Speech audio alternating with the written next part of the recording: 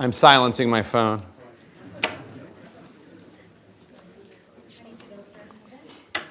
Is my daughter here yet? I don't think so. She's ready. She's finishing. She's a freshman. Yeah, she's doing homework. There you go. She better be doing homework, or right? so she claimed. Good evening. You can hear me? Hi. I'm Lynette Clementson. I'm director of the Wallace House Center for Journalists, home of the Knight Wallace Fellowships, the Livingston Awards, and our Wallace House Presents series. And it's just a thrill to welcome you all here tonight in this room and in the adjoining room. I think everybody got in. Everyone's in? Oh, that's even better, that everyone got in. For a great conversation with Jake Tapper on his book, The Race Against Terror, moderated by the perfect person to moderate this conversation. I'll introduce them in a moment. Tonight, we're going to explore Jake's career as a journalist and a prolific author, talk about how the book came together, the issues that it explores. It's a perfect thing to do here with our partners at the Ford School and the Weiser Center for Diplomacy. Later, after the conversation, we're going to open the floor for Q&A. It's going to be an open Q&A. We will ask you to raise your hands. Someone will bring a microphone to you, and we ask that you make your questions rather than statements, and keep them brief so that we have time to give everybody a chance to answer. And after the event tonight, Literati, our local bookseller, will be outside selling signed copies of Jake's book. So we ask you to flow out of the room and hopefully pick up a book. Now, I'd like to introduce our moderator for the evening, Javed Ali, who I can't think of anyone else who I would love to do this event, and thank you, Javed, for your time. Javed's Associate Professor of Practice at the Ford School. He joined the Weiser Center for Diplomacy in 2021. He brings more than 20 years of national security and intelligence experience from his work in Washington, D.C. Do we have any of Javed's students in the room? I see some suspects in the room, so I better hear. So, I see at least 4 A's.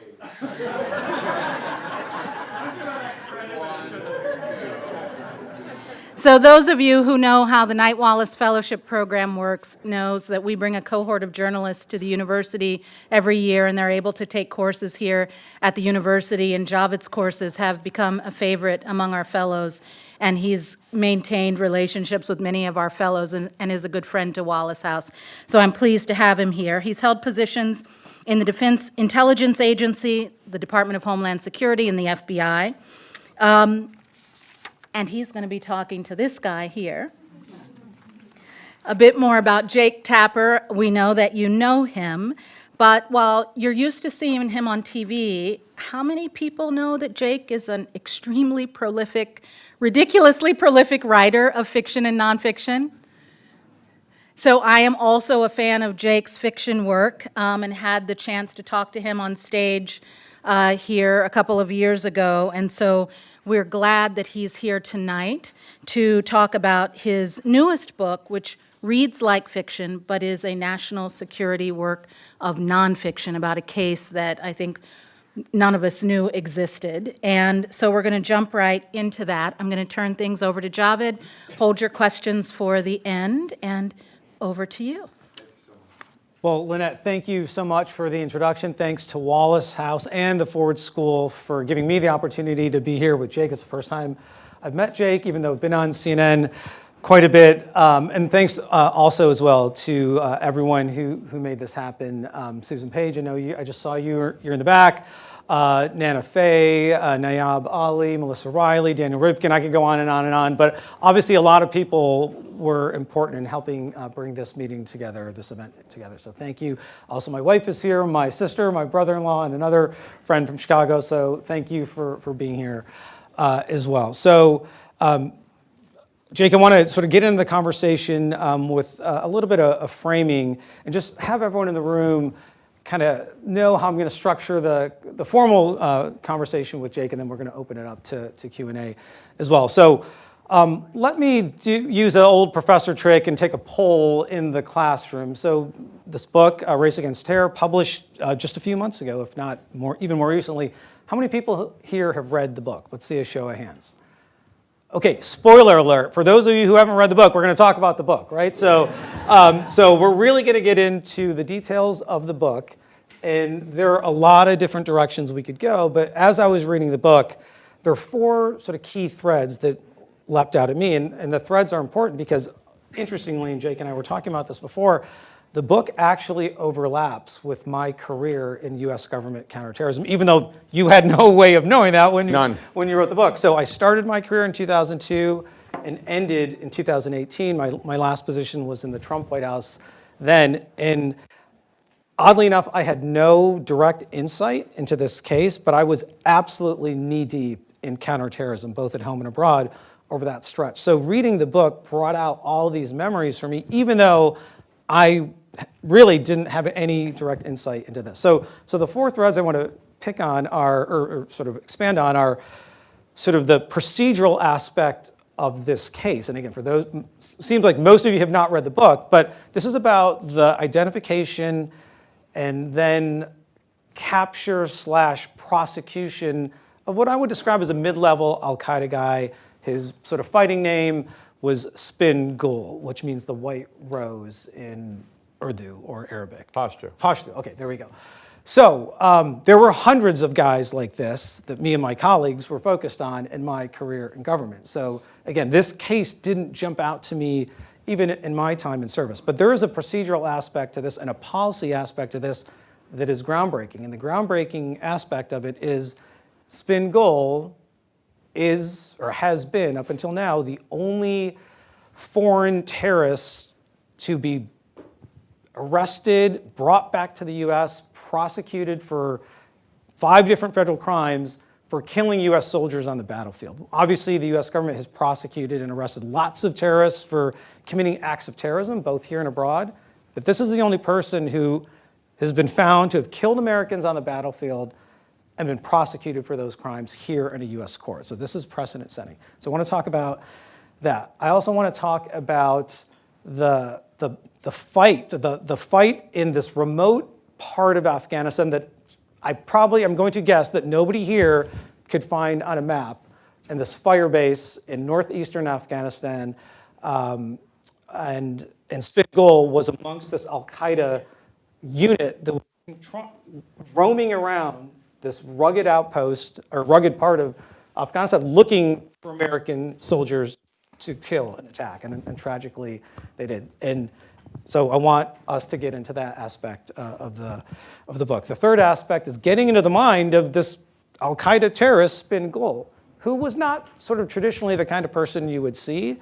Born in Niger, grew up in Saudi Arabia, but not coming from some hard scrabble background. He could have taken a different direction in his life, but he chose a completely opposite one and became as committed as an al-Qaeda terrorist as any other person in that span of time, even during his court sentencing. And Jake, you can talk about that. And then hopefully, if we have time, I want to end on the story of the 2 US soldiers who died in this terrible fight or attack in Afghanistan in April 2003. 19-year-old Jared Dennis, 24-year-old Airman First Class Ray Lozano, and there are several students in this room who are in that age range from 19 to 24. So the fact that these 2 young Americans died on the battlefield and their families didn't really know what happened to them, but years later in 2017, when Spin Gul's trial concluded, justice was finally delivered. And I think that's a really powerful way to end the conversation. So Jake, if you accept, those are the questions. Absolutely. And we'll go down that road. But even before that, Lynette mentioned you're a prolific writer, you're on TV. Obviously, we all know who you are. So how do you have time to do 2 jobs at CNN, have written an 8th book, and just help us explain, what a typical day for Jake Tapper looks like between those 2 worlds? So. Well, I mean, I first of all, thank you so much. It's great to be here. My daughter is a Wolverine. She's a freshman here, and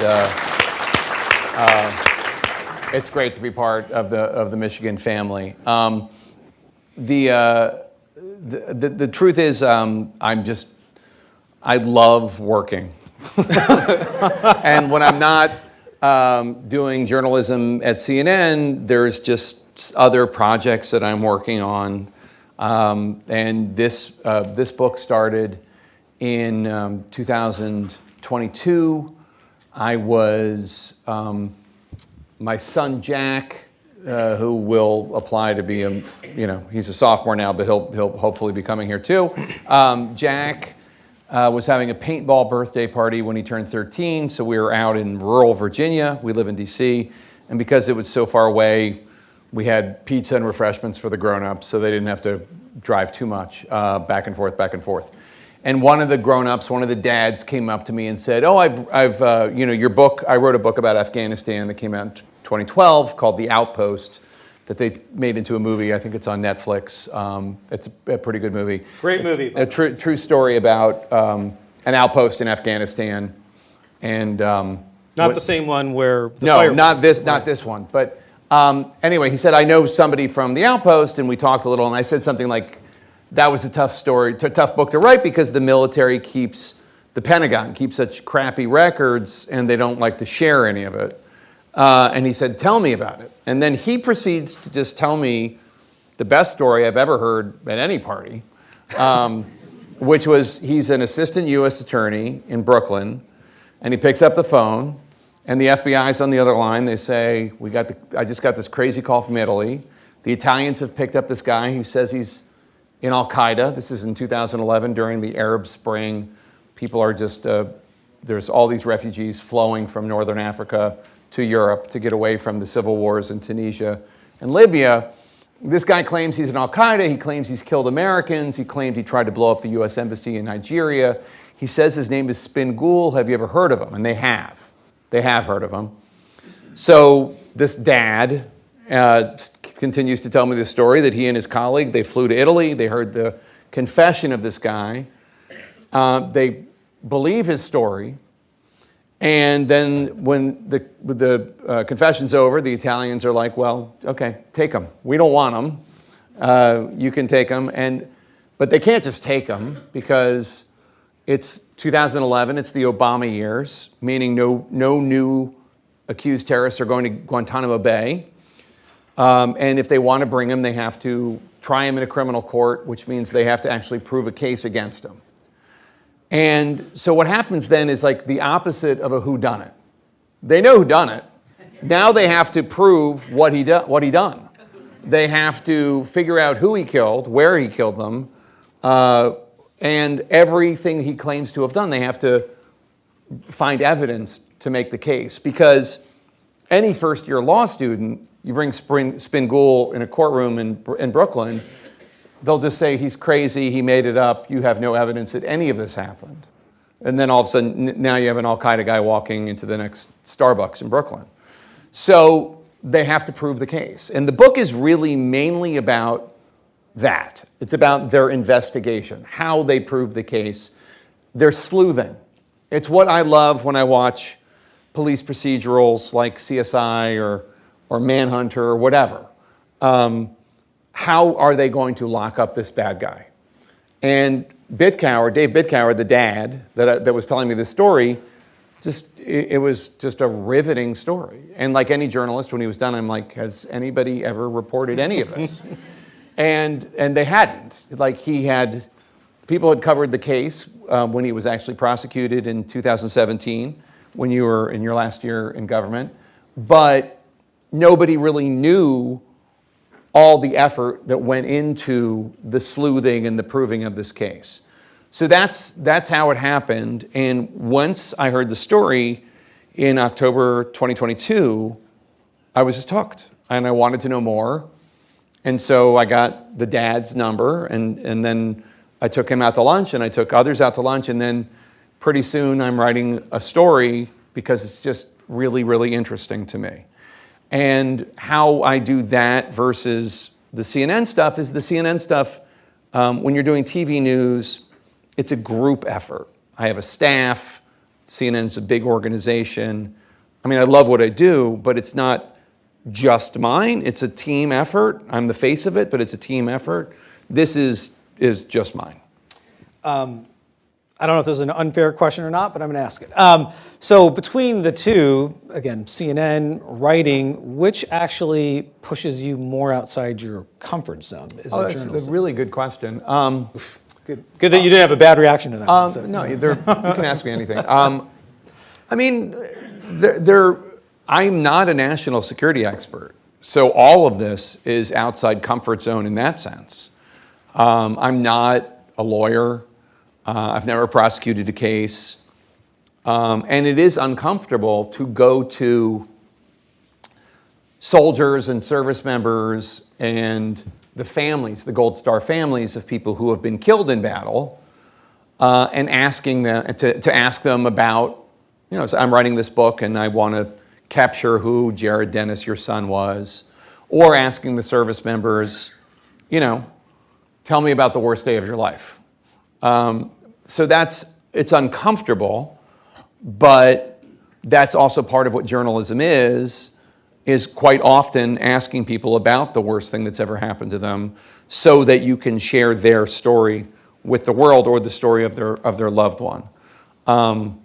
So, I mean, journalism isn't, it's not about comfort. Really, honestly, it's actually anti-comfort in a lot of ways. When you're interviewing somebody, quite often you're bringing up things that they don't want to talk about. I've seen your interviews. You're a tough interviewer, right? So. But even that, like I remember yesterday, we had on a congresswoman from Florida who she's a Republican, and she wanted to talk about her opposition to President Trump on the issue of immigration, which is interesting because Republicans are now starting to try to find ways that they can differentiate themselves from President Trump. And it had just come out yesterday, even though it happened over the weekend, that President Trump, when asked a question on Air Force One about the Epstein files, told a female reporter, quote, "Quiet, piggy," unquote. I don't know, you guys live lives, so I don't know how many of you know about that, but which is obviously a completely inappropriate and disgusting thing for somebody to say, for a president to say to a reporter, let alone a female reporter. And this member of Congress had been a TV reporter. So I was like, well, we should ask her what she thinks about that. But then I knew, well, she's not going to want to talk about that. You always have to think about, well, this is going to piss her off. But that's part of the job, right? So I asked. No, thank you for that. Her answer was awful, by the way. Thank you for that. Her answer was horrible. Well, anyone who ever sees me in my TV interviews, my answers are usually pretty awful as well. So, but not intentionally. But sort of this last question on just the book and the framing and the different threads, because as I was reading it, my mind was kind of hopping between them. So you could have written one book just on the book on just one of these threads. So how did you manage to pull all of the different threads together? And did you ever think you were going to write another Outpost-like book? So writing nonfiction is different from writing. I've now written 3 novels and 5 nonfiction books. That's since 1998. So it's not compressed. It's over a long period of time. And nonfiction is easier because it's, you're just taking what's true and figuring out the best way to tell it. Whereas fiction, you have to make it all up. But one of the things about both is if you are writing a book, you better like the topic that you're writing about because you're going to be with these people for a long time. And when I wrote The Outpost, that was a really moving and memorable experience. So my son Jack had been born on October 2nd, 2009, and The Outpost was attacked on October 3rd, 2009, the next day. And it was the deadliest day for the US and Afghanistan that year.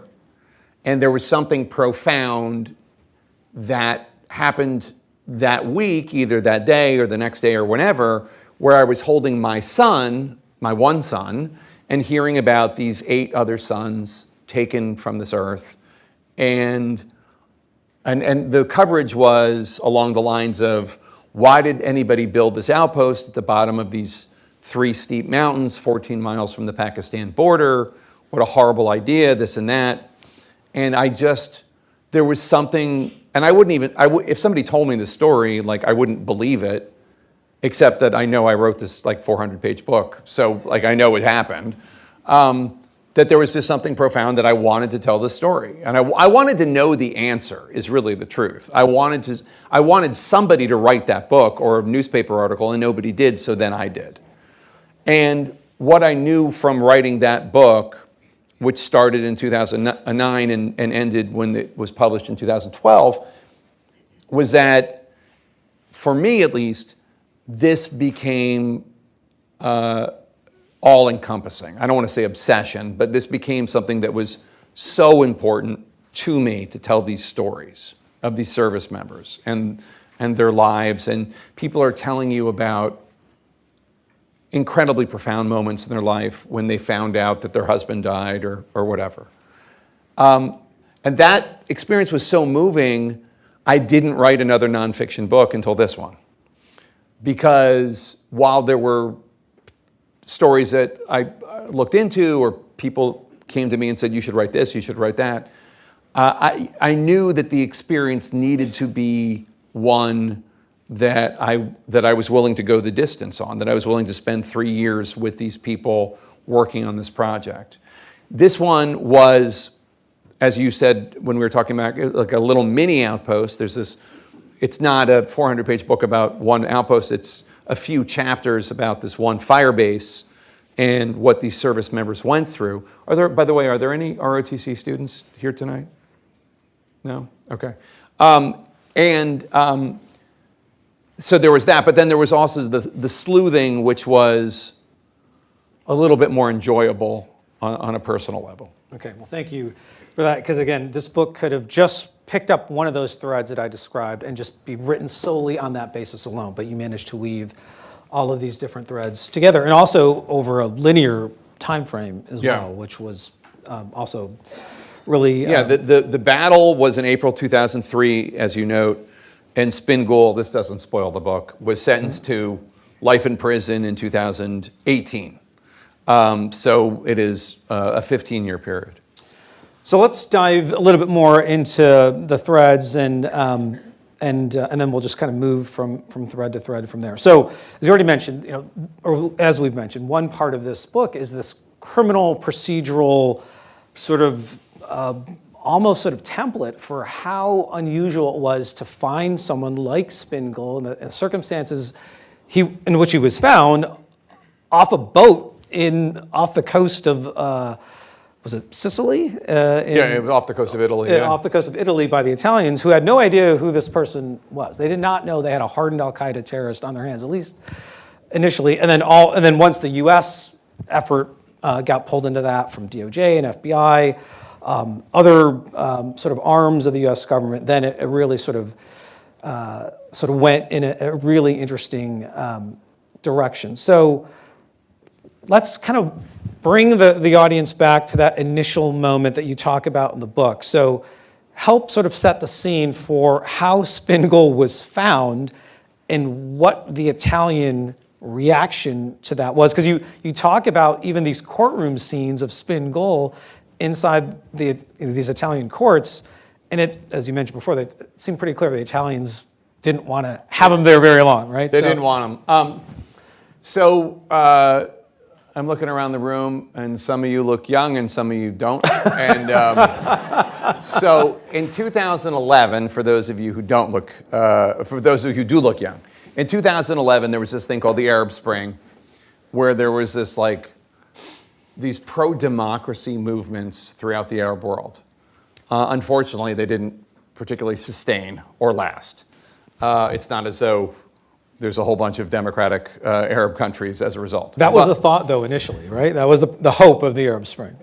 Isn't it pretty to think so? Right. But in Tunisia, where it all began, and then in Libya, That's where two of the first places. And these movements, these populist movements against the autocratic rulers, created very difficult, civil war and also just like a horribly dangerous place to be. So there was all of a sudden a refugee crisis, because if you look at a map, you can see that northern Africa is actually, the southern Italian islands are closer to Africa than they are to Rome. And so what you have is a bunch of refugees fleeing the violence and strife in Tunisia and Libya in these rickety boats and just trying to escape, trying to get to Europe. And a lot of refugees perished, and some of them made it to the southern Italian islands. And then this one southern Italian island, Lampedusa, which is like a fishing island, beautiful place, small population.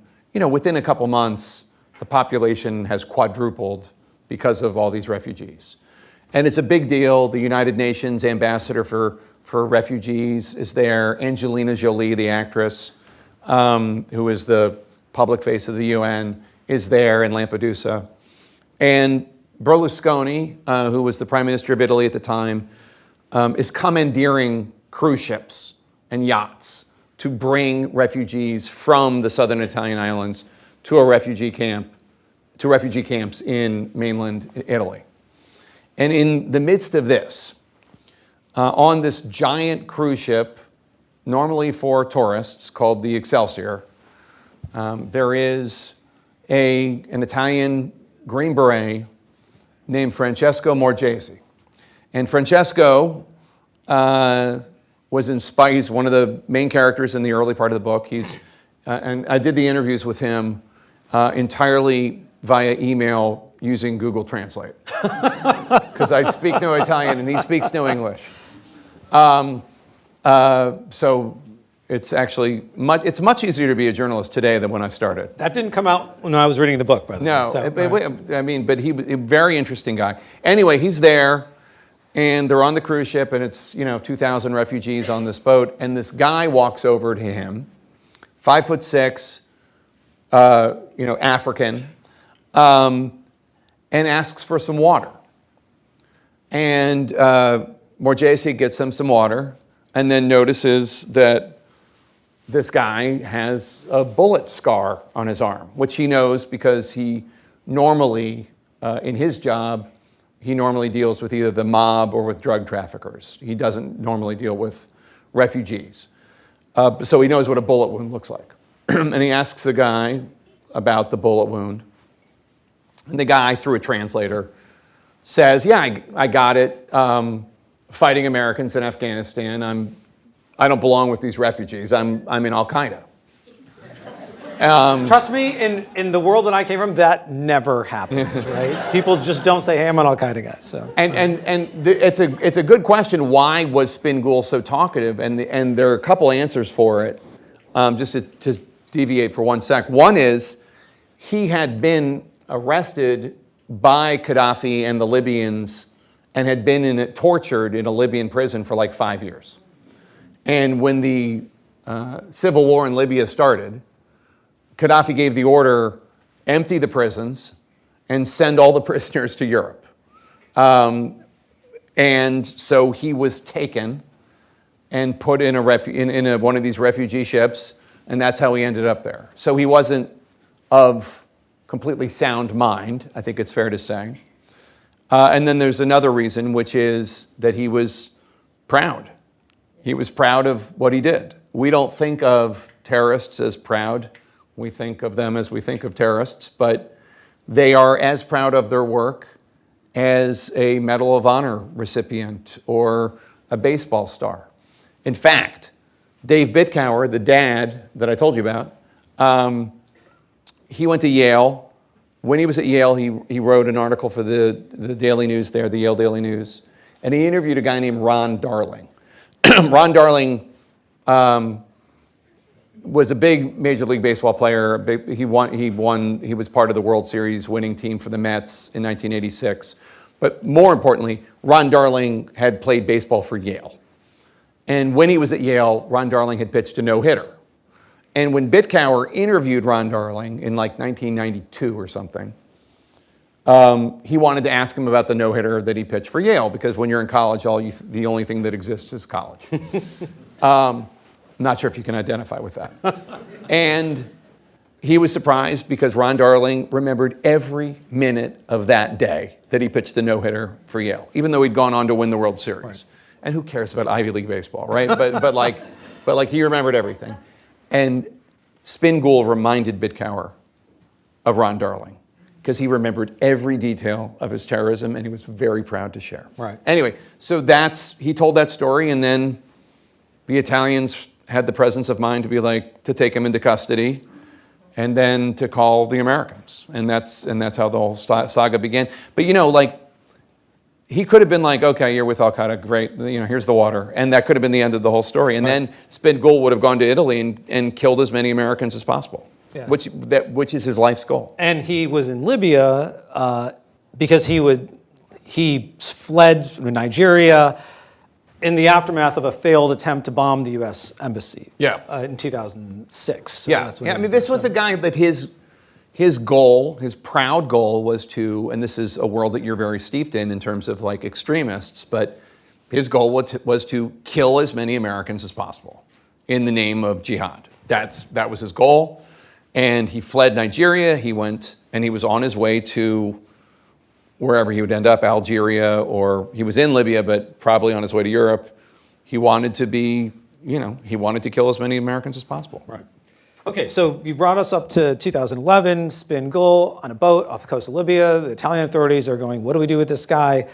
And then can you describe how Dave Bitcower and the DOJ team were sort of brought into the process and all the challenges they were facing on the ground in Italy and the effort it took to get Spin Gould released from Italian custody into formal U.S. government custody? And there's a whole legal process that has to be documented for that to happen. First of all, the Italians just were, at this point, and the older folks in the audience will remember this, and the younger folks won't, but in 2011, our European friends were pretty sick of the United States. They didn't like how George W. Bush had waged the war on terror. They didn't like the war in Iraq. They didn't like the war in Afghanistan. They didn't like Gitmo. They didn't like torture. They didn't like kidnapping, also called extraordinary rendition. They didn't like anything that we were doing. It's funny because people talk about President Trump alienating our European allies, and I mean, sure, but I mean, you should have been alive during the Bush years. And in fact, the Italians were so annoyed with America that they actually, there was a extraordinary rendition there are a lot of these terms that the Bush team came up with that mean something other than what they actually mean. Extraordinary rendition is when the United States goes into a different country, usually with the help of that country's government or intelligence services, but not always, and take somebody that they think is a bad guy and bring him either to Guantanamo Bay or to a CIA black site or into the custody of an ally that likes to torture people. And there was an Egyptian cleric that they did that to. And by 2011, the Italian government had actually prosecuted, I think like 24 Americans who were with the CIA and the Air Force in absentia and convicted them of kidnapping this cleric. So the Italians were not in a cooperating mood when it came to what the Americans wanted. And even though Obama was the president and, in the United States that meant something, other countries, like when we look at France and we think, oh, Macron's the president, we don't think, oh, this is such a change from Sarkozy. And it's all just France. And that's how the rest of the world looks at us. It doesn't matter whether it's Trump or Biden or Obama, Bush, it's all American. And it's all vaguely imperialist in different shades of it, in their view. So the Italians were fed up, and they were not going to turn over Spin Gould if he was going to go to Guantanamo. or if he was going to be tried in a military commission. Now, as luck would have it, Obama wasn't taking any new people to Guantanamo anyway, although he did have a military commission process. So the challenge for these prosecutors, Bitcower and them, was they had to prove a case that would stand up in a court of law the same way as if you were arrested or if I was arrested. And this was a big issue of contention at the time. American politicians in 2011 acted as though bringing a terrorist from a foreign country to the United States to prosecute him was going to blow up the entire world. They thought it was like you were bringing over Thanos, and he was going to he had superhuman powers. He was going to burst out of prison. He was going to kill everybody. We were still, as a nation, still very terrorized from 9/11. And there was not a lot of willingness to bring foreign terrorists to the United States. Even though pre-9/11, that had been happening fairly routinely. So. Yeah. But there was a guy named Galani, and this is in the book. Galani is, to this day, the only person brought from Guantanamo to the United States to be prosecuted. And the reason he's the only one is because he was being prosecuted. He was picked up after 9/11, but he was being prosecuted for blowing up. There was an incident in 1998 where Al-Qaeda blew up the U.S. Embassy in Kenya, and they blew up the U.S. Embassy in Tanzania. And hundreds of people were killed, mainly Kenyans and Tanzanians. And this guy, Galani, was prosecuted for that. And in the midst of that trial, the judge eliminated a witness because, and this was the problem with the way that the Bush team waged the war on terror, the only reason they learned the name of this witness was because Galani had been tortured while in CIA custody. So the judge said, you can't use him. And because that witness was eliminated, Galani, at the end of the day, he was charged with 285 counts of terrorism. And he was acquitted of 284 counts of terrorism. He was convicted on one. And that happened, I'm sure you remember that. Yep. And that happened, and the entire national security community was like, oh no, we cannot bring these people to the United States to prosecute them because then they get rights. And then judges treat them like a common defendant, and then they get a fair trial, and that means that they might actually not get convicted. So that's why that's the only one. So bringing Spin-Ghoul here was very risky by Bitcower and his team, and also, to give him credit, very risky by President Obama. So on this sort of law enforcement, investigative, procedural aspect, can you help talk about the different sort of clues or evidence that was collected to build the legal case that then was brought to court? Because there was no one single smoking gun. There was no aha moment like you find in Hollywood or a TV movie. It was a slow and steady collection and some really fortuitous sort of breaks in the case as well. So Spin-Ghoul, you have to understand, this is a very uneducated guy.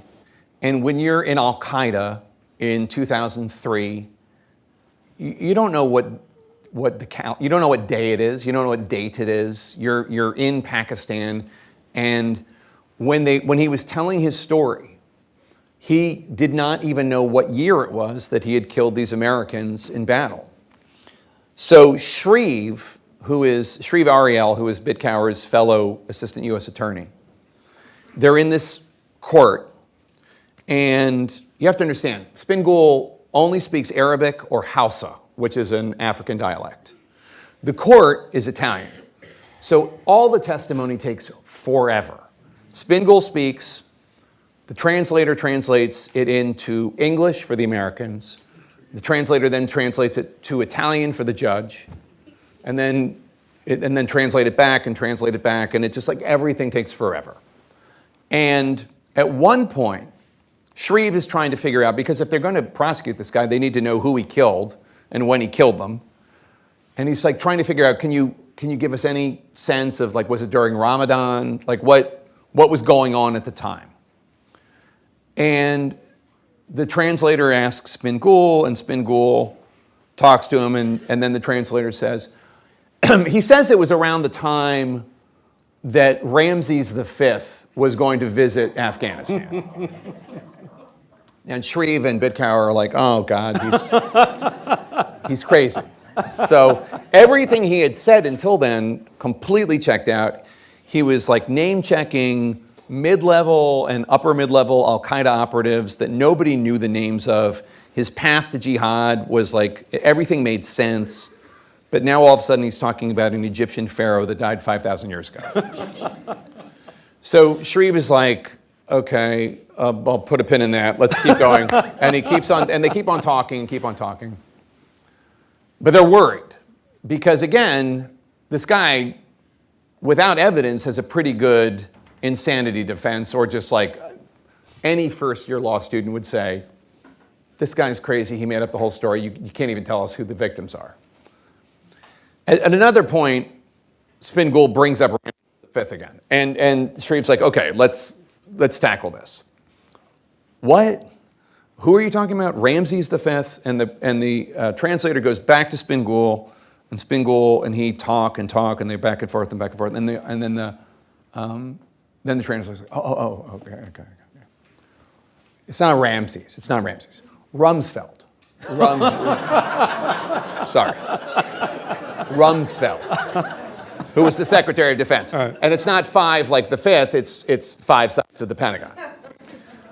And Shreve's like, oh, okay, thank God for this. And every part of the case is that. Every part of the case is a hurdle that they have to clear to figure out, okay, so if it was around the time of Rumsfeld visiting Afghanistan, when was that? What he's describing this town, and they figure out what ambush it likely was, and then they start talking to the troops, and then they start talking to the survivors, and pretty soon they build a case that actually is very compelling, including with physical evidence.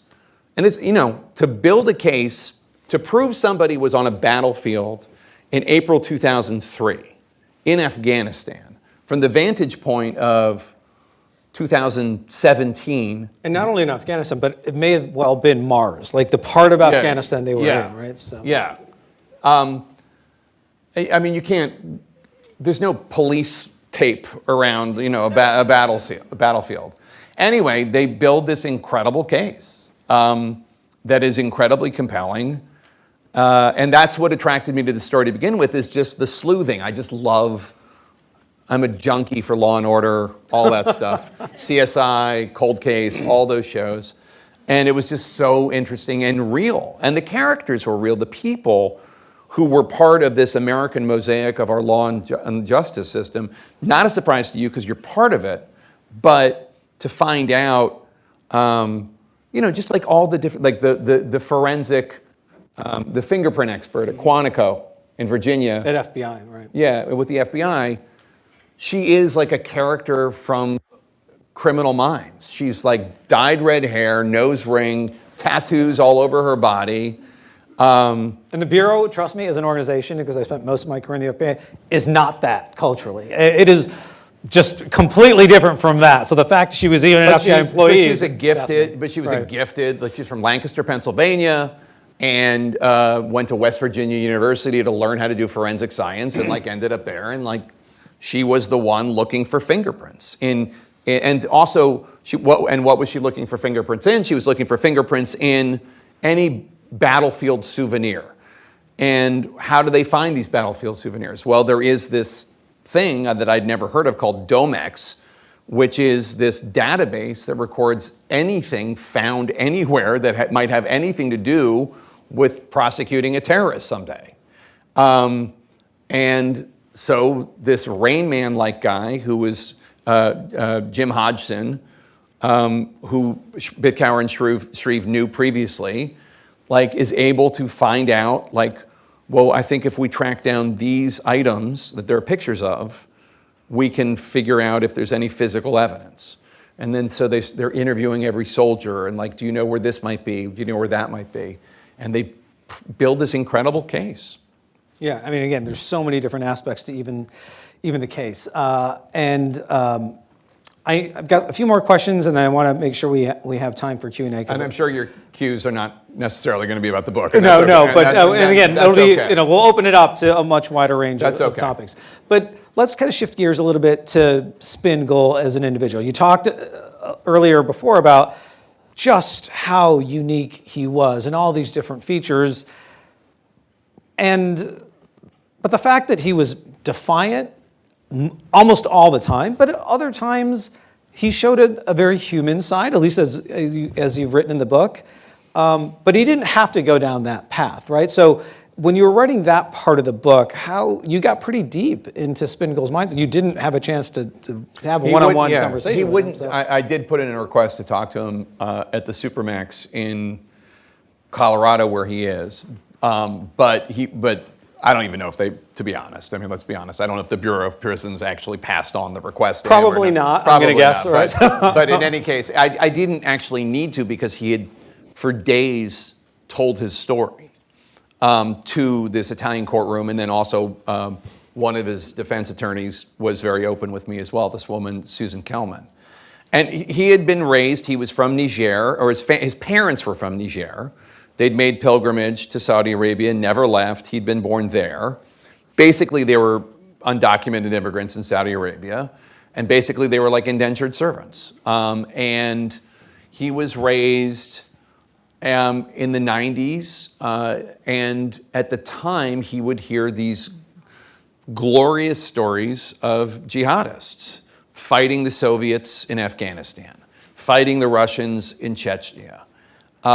And this was something that he aspired to do.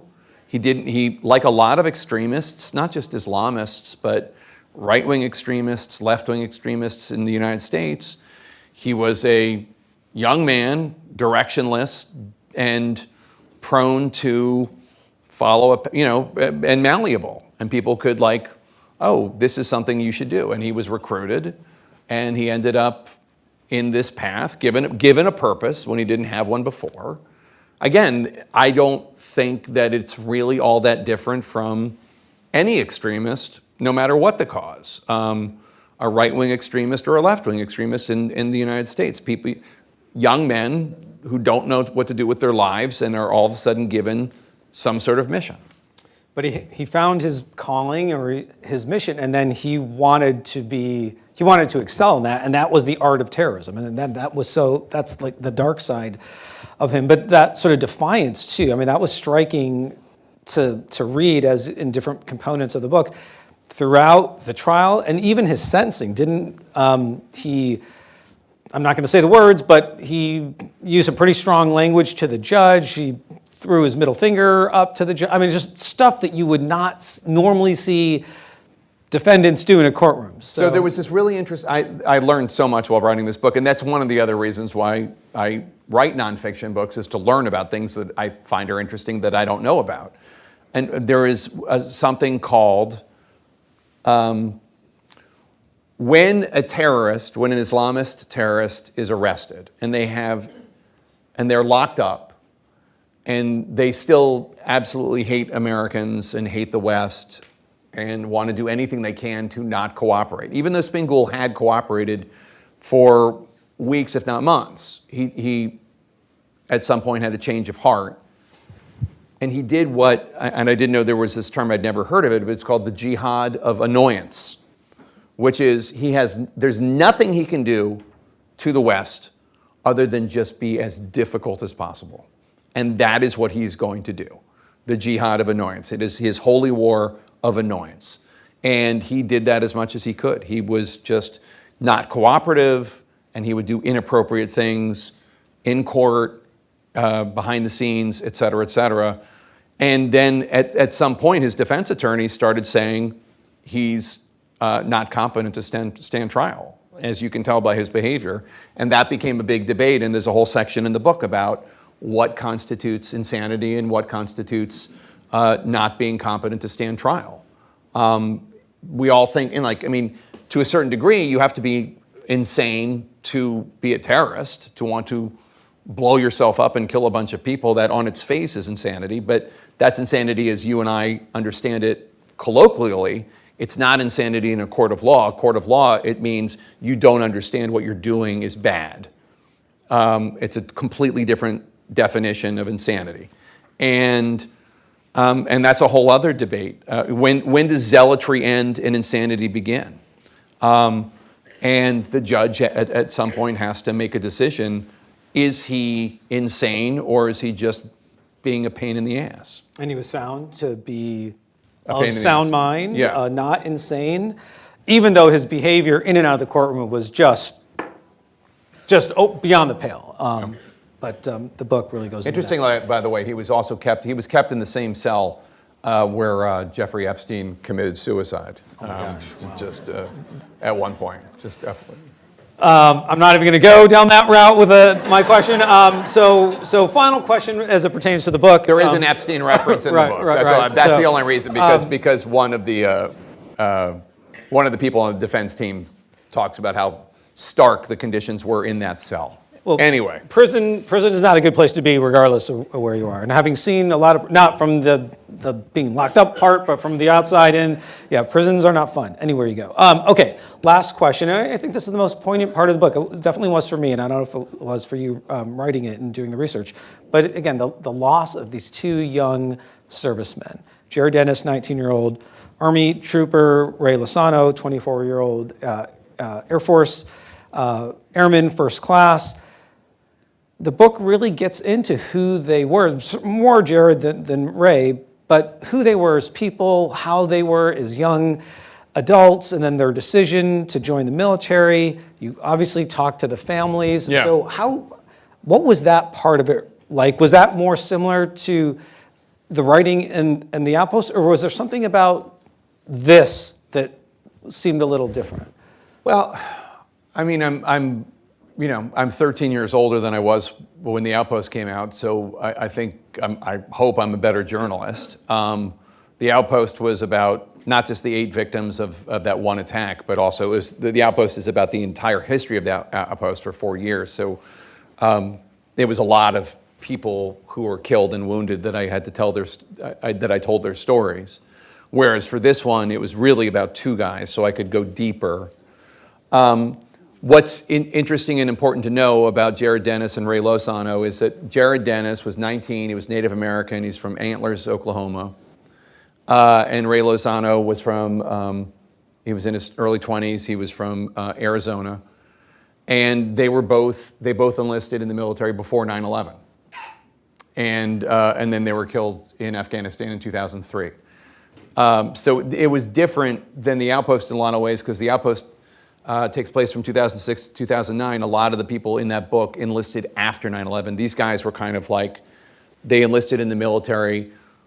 For Ray Lozano, it was because his wife was pregnant and he was doing the front desk at like a Motel 6 in Arizona, and he couldn't pay the bills. And being in the Air Force was a way to provide for his family.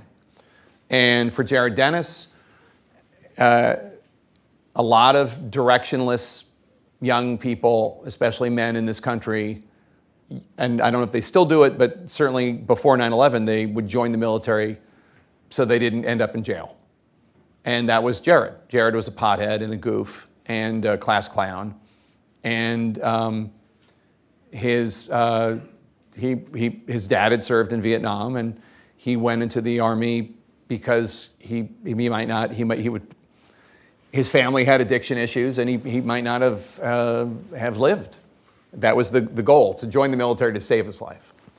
And telling their stories was an honor, and telling their stories was, this is one of the reasons why I find journalism rewarding, is to tell the stories of people like this, whose stories we wouldn't ultimately otherwise know. I remember one time when I was writing The Outpost, I had a boozy lunch with 2 guys who had served at The Outpost. And it was interesting, when I wrote The Outpost, originally it was just going to be about the attack in 2009, and then other people who had served at that outpost in previous deployments, 2006, 2007, 2008, reached out to me because they wanted their fallen comrades in the book too. They wanted to make sure that I told the story of Joe Fenty or Chris Pfeiffer or whatever. Anyway, so some of the guys from 2007, these 2 guys from privilege. One of them grew up in Beverly Hills. The other one grew up in Coral Gables, Florida. We went out, still friends of mine. And I came back from that lunch, and I grew up in privilege too. And I said to my wife, like, I apologize for my language ahead of time, but I'm going to tell you what I actually said. I said, I'm such a piece of shit. Like, I've never done anything for anybody else. I've never served a cause greater than myself. I've never sacrificed anything. And here are these guys from privilege who's enlisted, and they're telling me about their service members, this and that. I just felt horrible about how self-centered my life had been. And my wife, God bless her, said, but you can tell their stories. And I took that to heart. And so that's an important part of why I'm a journalist. And telling Jared's story and telling Ray's story were very, very important to me. Jared's little brother, Renly, told me this incredible story that ends the book, which is Jared was his big brother and his hero. And obviously his getting killed in Afghanistan shattered him. And then one day he was in the Barnes & Noble in Antlers, Oklahoma, and he picked up a book. And the book was titled, You Cannot Have My Hate. I'd never heard of the book until Renly told me. You Cannot Have My Hate is a book written by a guy whose wife was killed when ISIS attacked the Bataclan music venue in Paris 10 years ago. And he went on, his wife just went out to see Eagles of Death Metal, an American band, at this music venue, and obviously she never came home.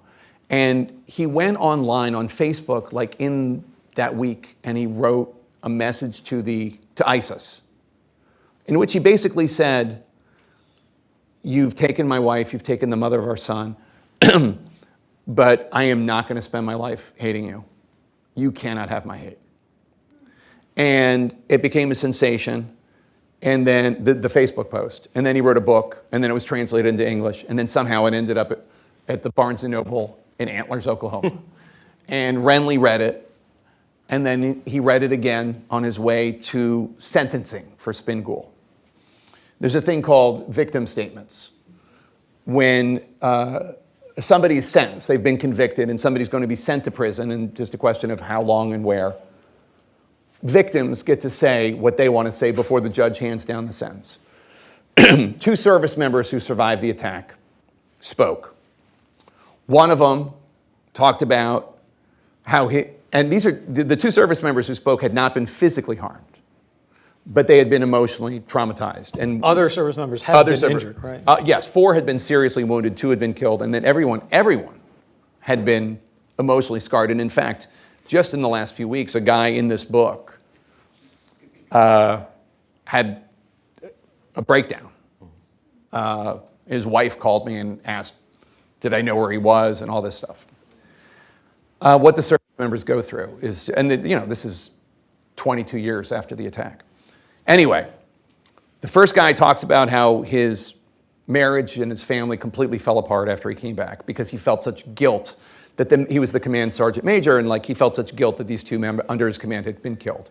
The second guy talked about how his sisters had taken him aside years after his return and confided in him that they were terrified of him, that they thought someday he was going to kill himself or kill them. And then Renly spoke. And Renly felt the presence of Jared in the courtroom, and he talked about how he forgave Spingool. And he talked to Spingool. And he talked about how maybe if he had been born in that circumstance, he'd be different. And maybe if Spingool had been born in his circumstance, he'd be different. And he was not going to spend his life hating Spingool because Jared had lived and was always going to be with him. And the judge had to take a moment to go into his chambers to cry. And then he came out and sentenced Spingool to life in prison. And being able to tell those stories is the best part of being a journalist, because that's a story none of you would have heard if I hadn't written this book. And it is so meaningful and so moving to me. Just the humanity of just the common, not just Americans, but obviously in this case, of a common American guy from Oklahoma, just talking about how he was dealing with the worst thing that had ever happened to him. And that's why I wrote this book, to tell those stories. All right, well, Jake, thank you for that. Thank you for giving me an hour of your time as we walk through all these different questions, but great job, thank you. So we still have time for other questions. And I got it. Ask anything you want. So I know our Wallace House colleagues and other folks have microphones, so please raise your hand if you'd like to ask Jake a question, and we'll try to get to as many I would like as to we go. can. I would like to go boy girl, if we could. Oh, there we go. Because otherwise, men end up, hogging it all. Very true, very true. I wanted to say thank you for being here. I'm very excited to read your book.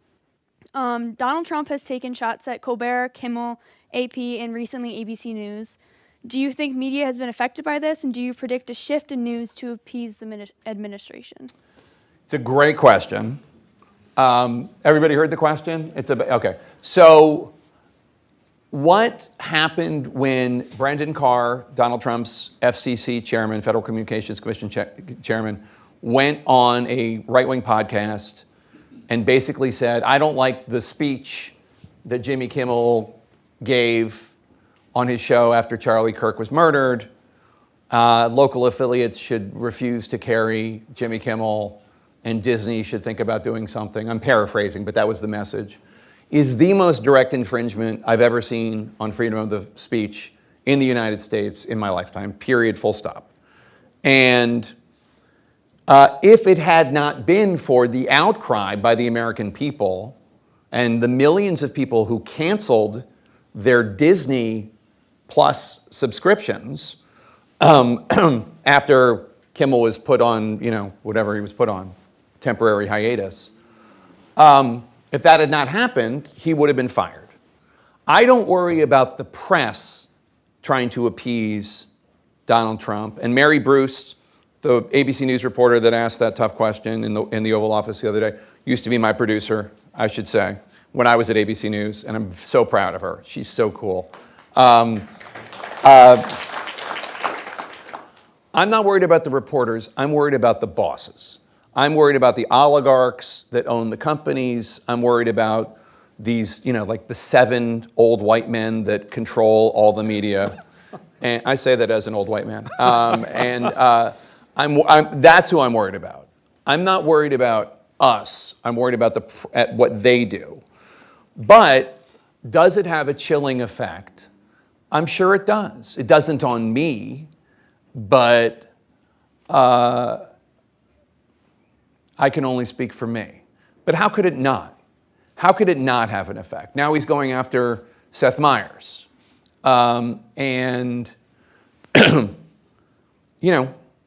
Seth Meyers works for NBC, and NBC is owned by Comcast. And Comcast, there's all this stuff going on when it comes to media consolidation. Warner Brothers Discovery, which owns CNN, is on the market, and people are talking about who's going to buy it and this and that. And if Comcast wants to buy it, they're going to need Brendan Carr's approval. Well, Donald Trump posts something nasty about Seth Meyers, who, by the way, is hilarious. And Brendan Carr screenshot the Truth Social post that Donald Trump did against Seth Meyers, clipped it, put it on Twitter. I mean, what do you think he's trying to say? He's trying to say, hey, Comcast, look at this. Look at this. I mean, we're all watching it happen. They did it to Colbert. They tried to do it to Kimmel. They're trying to do it to Seth Meyers. And in other ways, it is, I'm sure, insidiously affecting how media is covering things. Not on my show, I can say, but of course it is. And the best thing that you as news consumers can do, and look, this is anything that Donald Trump is doing right now in terms of his completely legal destruction of standards. A Democratic president can do too, next time there's a Democrat in the White House. And what the public does in response is very important. If people hadn't canceled their Disney subscriptions, I am convinced that Jimmy Kimmel would be out of work right now. But at some point, Bob Iger, the CEO of Disney, saw, oh, there's actually a financial risk on the other side too. And then he decided to go with, you know, what would be less annoying to explain at parties in Park City. But generally speaking, like, those financial incentives can work lots of different ways. So it's a great question. So you wanted to go boy, girl, boy, girl. Wanted to That go was a different girl, side, so different side of the room too. Let's Maybe. go boy. I wanted to ask you about a different book. I recently found in a sport coat my identification card for a Biden fundraiser, and probably I've given more money from myself to 2 Biden fundraisers than anyone else I've given to. You wrote a book about Biden in which you were very critical of his decision to run again, the inability of his family to control that, the inability of his staff to intervene. Did you read the book? I did. Yeah. I could tell you what I thought of it, but I'm supposed to ask a question. So, what reaction have you gotten from other Biden supporters to the book? Well, very mixed. So, along with a guy named Alex Thompson who writes for Axios, we co-authored a book called Original Sin about President Biden's decision to run for re-election and his decline and the attempt to hide his decline.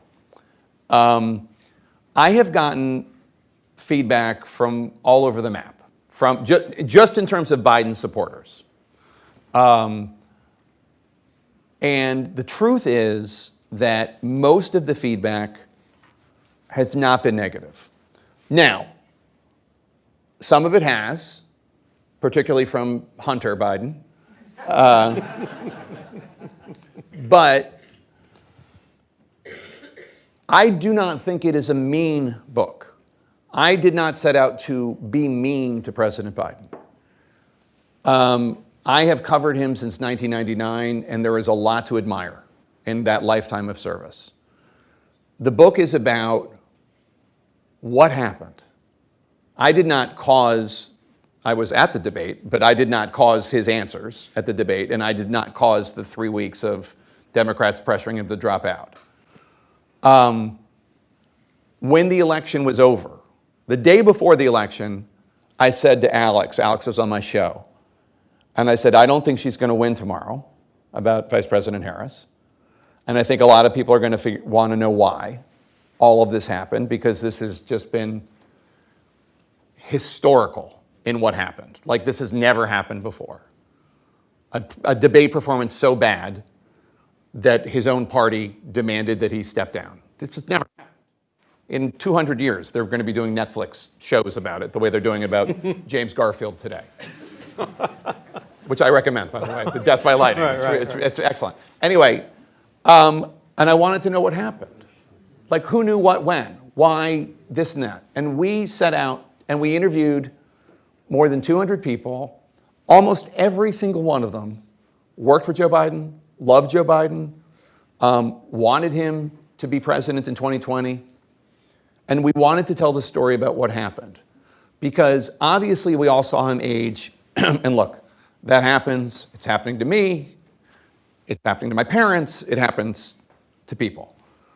But what happened on debate night 2024 was so shocking and so concerning to so many people that he was forced to drop out of the race. And also, more to the point, he wasn't capable of doing anything to convince people that their impression from the debate was wrong.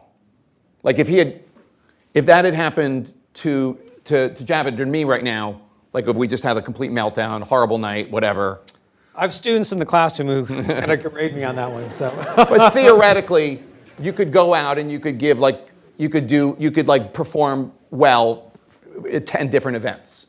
And he never did that because he couldn't do it, because he had been deteriorating, which even Vice President Harris acknowledged in her book.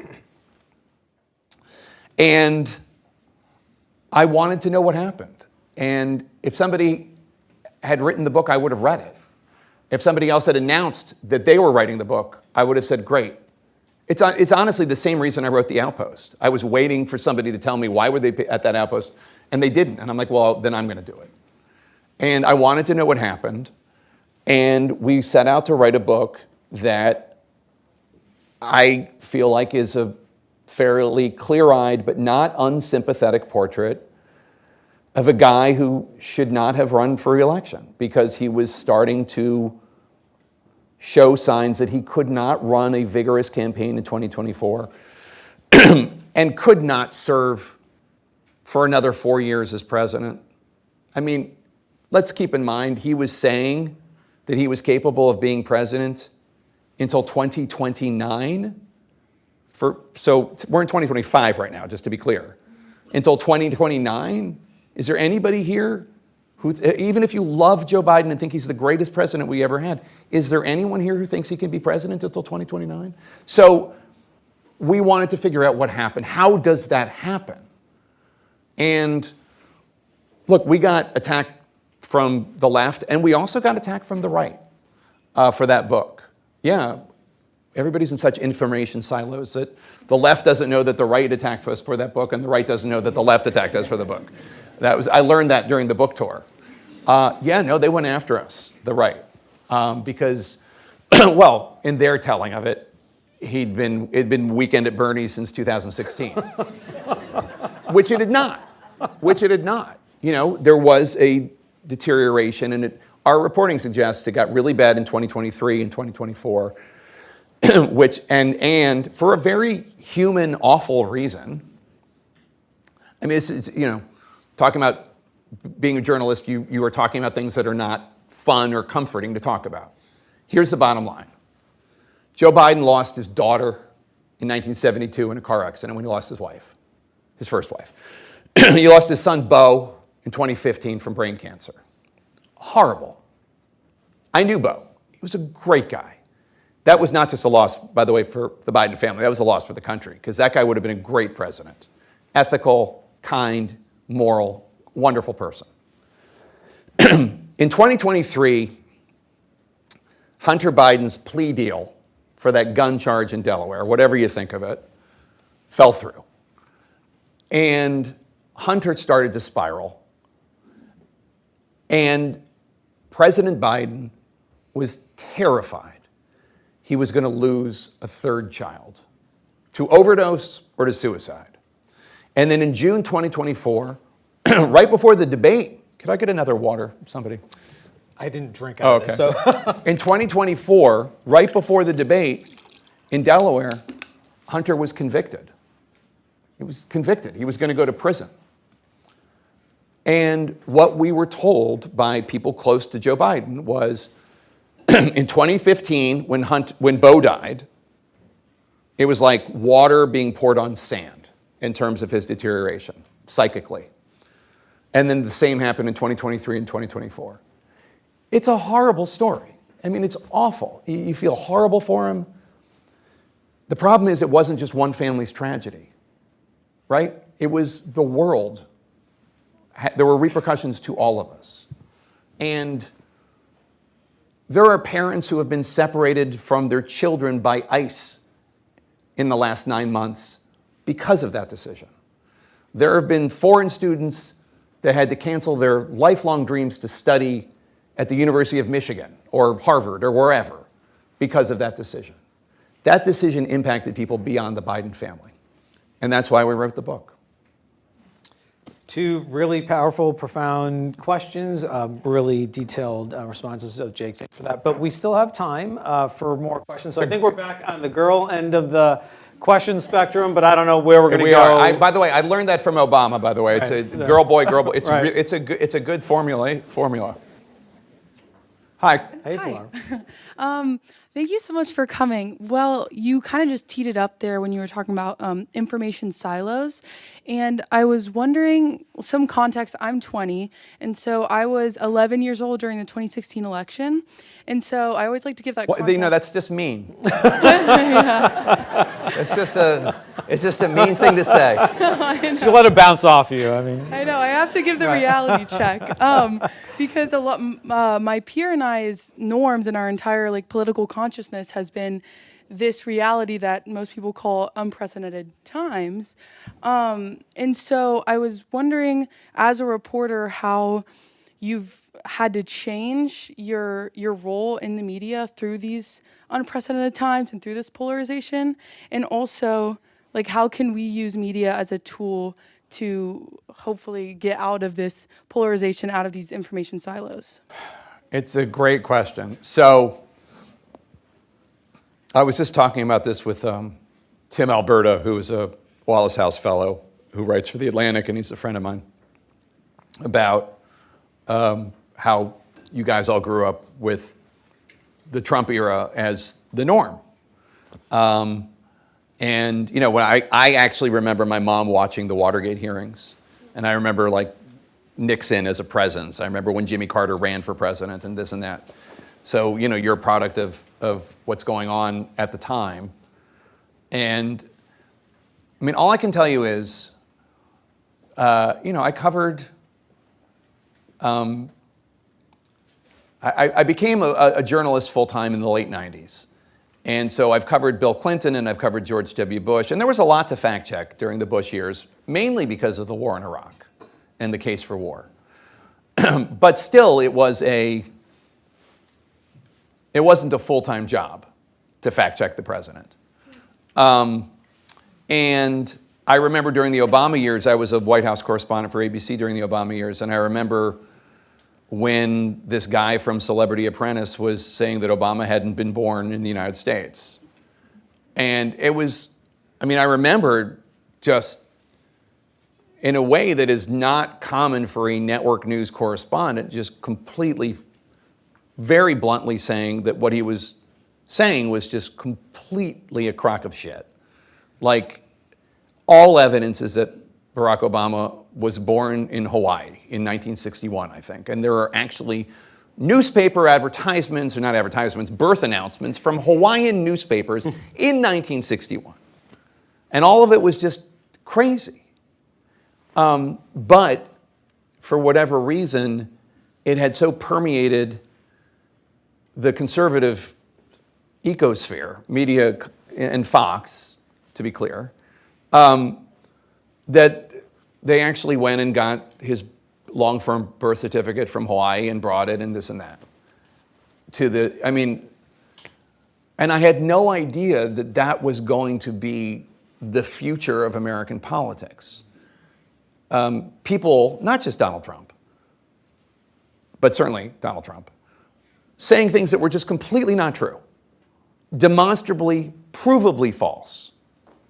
And yet, a sizable portion of Congress and the population bought it.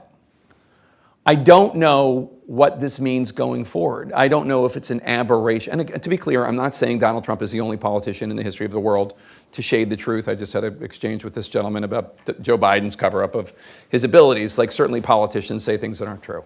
But I've never seen anything like this. And that's not to say that he's not accomplishing things and that he's not right about some things, et cetera, et cetera. Every caveat that exists. But I've never, like, the culture is meaner and nastier than I've ever seen it. Now, that's not just because of Donald Trump. It's for a whole bunch of reasons. It's social media and the algorithms, you know, promoting conflict. I do a veterans charity every year on eBay, and the only way to promote it is on social media. And I'll post something about, like, hey, so-and-so is auctioning this off. You know, it'll get like 5 likes because the algorithm is not built for anything positive or wholesome. You know, I'm sure if I said something awful, it would, get a lot of attention. So it's not, I mean, it's not just President Trump, but we're in a meaner era, it feels, when it comes to politics, when it comes to entertainment. I have hope because I see Gen Z, I see your generation having a sophistication about this and having a sophistication about how unacceptable it is. I have hope that we will be in a better place at some point. And I do see, I hope that what comes next after President Trump is better, whether it's a Republican president or a Democratic president. And again, I'm not, we can talk about the Gaza Peace Initiative and accomplishments of his that are profound and positive, but just the cruelty is very upsetting. And in terms of media, I would encourage anyone to consider the source. And don't just, because somebody says something on TikTok or somebody says something on TV news, doesn't mean it's true. But on TV news, it's been through like editors and writers and producers and a standard system. And on TikTok, it's been through nothing. And I would encourage people to consider the source and why people are saying what they're saying. If I say something about an event that's going on, I am motivated by the fact that it's my job. And it's my job to tell the truth, whether it pisses off Democrats or Republicans, doesn't matter. Like, this is my job. There are a whole bunch of people in different information silos whose job it is to demonize the other people. This is how horrible the left wing is. This is how horrible the right wing is. I see things all the time on social media that are just false, that are just completely inaccurate from influencers. And so I would just, don't just take anything at its word, would be my advice. Okay, I've got time for one more question. I'm sorry, I'm giving such long answers. No, that's okay. We're going to go back to the boy end of the spectrum here. So, Hi, Mr. Tapper. Thanks for being here. My name is Mario. I want to ask you about the state of the Democratic Party. It seems like there is an abdication or punting of leadership. At the national level, we've heard Bernie Sanders say that Democrats don't seem to be very clear on what they stand for. At the local level, I've heard from state representatives here saying, well, we need our Republican colleagues to have some courage and step up. It seems like they are taking a passive approach to righting the wrongs that are happening during the administration. And I'm just curious, one, if you agree with that perspective, and two, if that is what they're doing, what is the misstep of the leadership? Why is this happening?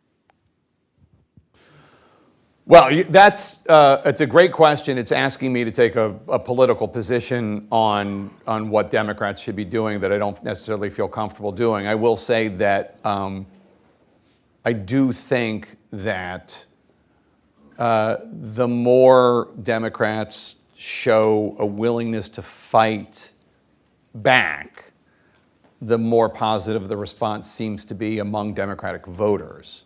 A couple weeks ago, I went to Houston, Texas, to see Governor Gavin Newsom rally Texas Democrats after he had won his proposition to redistrict California to reconstruct, to gerrymander 5 leaning Democratic seats in response to Texas doing 5 Republican seats, which a judge just ruled against, by the way, the ones in Texas. Anyway, I do think that that the response I saw to Newsom was very positive in terms of the Democrats that were there. And I know that there were also a lot of Democrats that were upset that Senate Democrats, that 8 Senate Democrats had voted to reopen the government, which I also think is a slightly more complicated process because people were not going to get their food stamps benefits, and I don't know how many of you have tried flying on an airplane in the last 3 weeks, but it's it's not necessarily been a pleasant experience. I think that you're going to see a lot more fight in Democrats, just as a general prognostication, not judging it one way or the other. I think you're likely to see a lot more fight in Democrats. I think you're going to likely see a lot more focus on affordability. I mean, the Democrats right now, it seems, have something of the wind at their back. I mean, they forced the Epstein files vote with four House Republicans. And I think there's going to be a lot more of it. I think that the last 3 years have been bad for Democrats for any number of reasons, but a lot of them having to do with President Biden, to be candid, and inflation, and and just the entire president. I mean, if I'm not a Democrat or a Republican, but like if I were a Democrat, I can't imagine how depressing 2024 must have been, for God's sake. But I think, look, I'm old enough to know that it's cyclical. I mean, and that's also one of the reasons why it bothers me when politicians of any party break a standard, erode a norm, because I'm like, oh, now they're going to do it. You know what I mean? It's just like George W. Bush did what he did on terrorism. He had some drones, whatever. And then Obama's like, ooh, drones. And he increased the drone attacks like 100-fold. And Trump gets the drone powers, and he's like, oh, we can do that with drug dealers. You know, and then it just keeps on going. And that's why I'm hoping that it will dial back a little bit on the indecency front. But I think Democrats have every reason to feel more optimistic today, especially after the election. I mean, Abigail Spanberger won by 15 points. I mean, the current governor of Virginia is a Republican. Like, that is a purple state. And Spanberger won by 15 points. And in New Jersey, Mikey Sherrill won by 13. I mean, like, Republicans did not turn out to vote. Democrats did. And the people that swung last time for Trump swung back. So if I were a Democrat, I would feel more optimistic about things. All right, Jake, we could probably spend the next few hours with you with all the hands that were up for questions, you. but unfortunately we have run out of time. So Lynette, turn the floor back over to you. Thanks. Can we have another round of applause?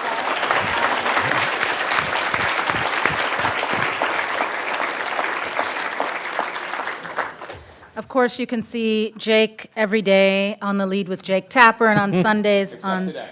State of the That's Nation. right. Who's filling in for I you was today? here, I think Pamela Brown, but I'll be back on air tomorrow. There we go. Maybe your daughter was watching the show and she was looking for you there. No, because I'm not on. They don't watch me. And Javed, thank you again, Professor of Practice here. And thank you to our partners in the Ford School and the Weiser Center for Diplomacy. Javed, I just want to thank you in particular. So sometimes when you come to a book talk, if the people talk too much about the book, you can say, I don't want to read the book now. I know everything. And this was a great conversation. I've read the book, and it makes me want to go back and read it again. So thank you for keeping it lively. Thank you for your great questions. I especially appreciate the question about what you can do as students and the people who are going to carry our democracy forward and hopefully enrich it and save it. And I would say that, you know, we are all in some ways following your lead right now, right? You are helping to set the standards for how people are going to consume media, who we're producing our journalism for, on what platforms. And certainly we want you to be able to spot the truth, hold people accountable, and as much as you hold leaders and journalists accountable, understand the companies of these things that you're holding in your hands, how much they're controlling you, and hold them accountable as well. So books being sold outside, we hope that you enjoy it. at Wallace House. We encourage people to buy books and read books written by journalists. Melissa, what am I forgetting to say? All of the books are signed by Jake. Thank you for doing that in advance. And for those of you who don't regularly come to Wallace House events, our next event is Tuesday, January 20th, 19th, the day after the MLK Symposium. We'll have Caitlin Dickerson here from The Atlantic talking about her reporting on immigration policy, which is among the best in the country. Look for that event. We'll see you then. Thank you so much.